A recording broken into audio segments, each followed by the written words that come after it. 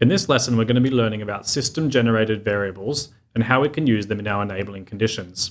We're going to talk about two examples we can use for system-generated variables. Firstly, how we can use them to decide an enabling condition on certain rows within a roster. And secondly, we'll be looking at how we can filter answer options in individual questions by using system-generated variables. Now, we learned in previous modules that there's some variables that we set up ourselves and we can reference in future questions. But Survey Solutions also provides us with some automatic variables. These ones we don't need to set up and we can reference in our question at any time. Let's take a look at these. In Survey Solutions, we have 4 system-generated variables available to us. The first we have is called self, and this is a reference to the current question. Next, we have @rowcode. This specifies a row ID inside of a roster. Next, we have @optioncode. This specifies an option code in a single or multi-select question. And finally, we have @current, and this refers to the current row being completed in a roster. Today, we're going to start working with the @optioncode variable. We're going to need this to implement the enabling conditions in D5A and D5B of our example questionnaire. In our example questionnaire at D5A and D5B, we have the first question, which asks for all the reasons why we don't use the item.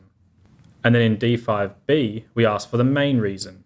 So what we're going to try and do now is show the answer options in D5B only which have been selected in D5A. This way, we can't select a main reason which hasn't been selected as one of the many reasons. To do this, we're going to go to D5B in the designer, and we're going to come down to this box here, the filter. The way that the filter box works is it will run our code like an enabling condition, but for each of the above option codes in the current question. So what I'm going to write in here is D5A.contains @option code. Let's test to see how this works. Now, when I first come to D5B, you can see it has no options. In fact, the system tells us they'll be available after answering the referencing question, which is D5A. So each option that I tick in D5B will now appear to me as the only options I can select in D5B. This makes life easier for the interviewers, and it will minimize any entry errors. Let's next talk about the @rowcode variable. This variable is used inside rosters to determine which row we are referencing. So we can use it for enabling conditions where we want to show a question based upon its position in the roster, not based upon any answers to previous questions. Let's have a look at Module D in our example questionnaire, where we'll need to use the @rowcode.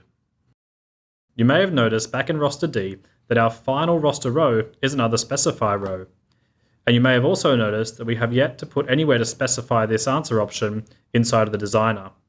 So what we'd like to do is have for this row only, row 17, if the household says yes, they own another item at question 2, we'd like to, after this, show the specify variable in between here, D2 and D3.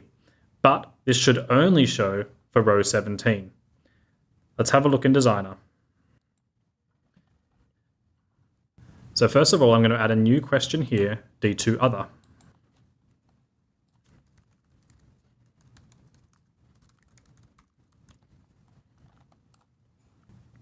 The enabling condition I'm going to use for D2 other is, first of all, if D2 is equal to 1, so they say yes, I own something else, and the row code is equal to 17. Let's see how this works.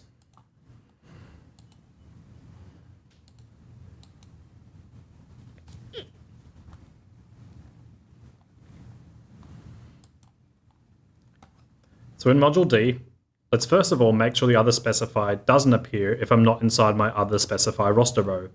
So for plow and planner, yes, I own this, but the other specify does not appear. Now, inside our other row, if I say yes, I do own something else, then I'm allowed to specify. Finally today, let's take a look at a common example of where we can use the @current system variable. This isn't in our questionnaire, so I'm going to set up a really quick example to show you how it works. Let's imagine we want to ask a question to determine who the household member is married to. So here we want to display an answer options of all the household members, but obviously excluding the current member, because you can't be married to yourself. Let's check it out. So let's add a question after B9 to find out who the spouse is. I'm going to make it a single select question. And I'm going to press down here, I'm going to link. So I'm going to link it back to the household roster. This means that our answer options are going to be all the entities in the household roster, or all the other people who live in the house.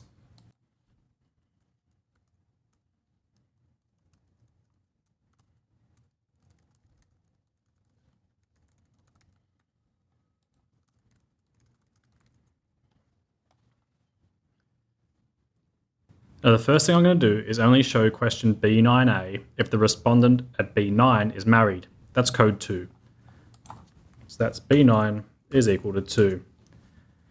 The second thing I want to do is filter out the option so that the current household member does not appear in this list, so they cannot select they are married to themselves. To do this, we write the code at current dot at row code is not equal to row code. Let's see how this works.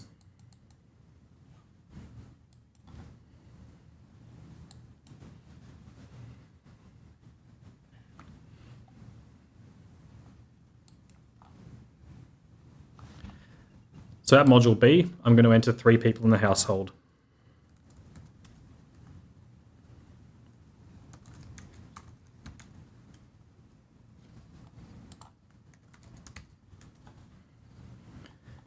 Let's take a look at household member John.